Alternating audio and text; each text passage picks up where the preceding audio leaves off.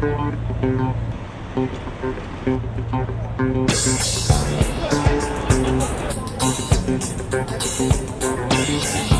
economy has affected me in a couple of ways. One, for instance, is that I'm getting less hours at my job. I'm driving a lot less. It affects me because I'm starting a business now that there is a credit crunch and banks don't want to lend.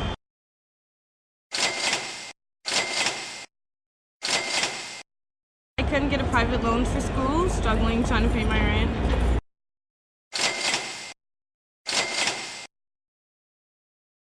The bad loans have brought it mostly to a forefront because now those are uncollectible debts. Houses have gone into foreclosure, and as a result, there's loss of jobs and everything. What I know about the economy right now is that it's really bad. Like, people are losing their jobs at banks, and people are losing their homes, and people are becoming homeless because of, I guess, corruption that's happening within the... He's partly right when he says corruption.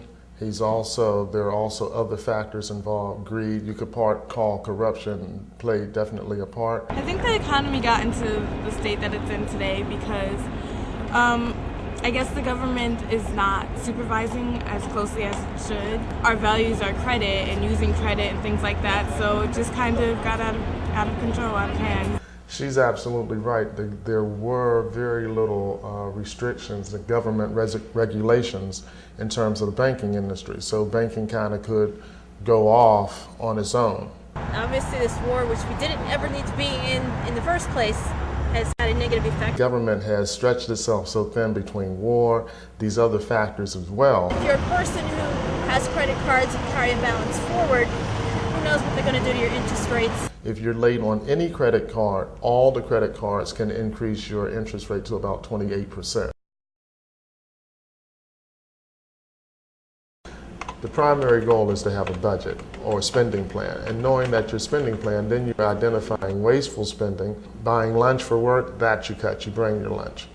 I'm not saying you don't live, people still will go out maybe once a month as opposed to every weekend. And what they do is they try to set a dollar amount, which we use at $10, for unbudgeted items for the course of a week. Well, the bottom line is definitely pay your bills on time. Don't buy more than you can afford. If you find yourself going into trouble, you need to contact your bank immediately and try to set up a plan.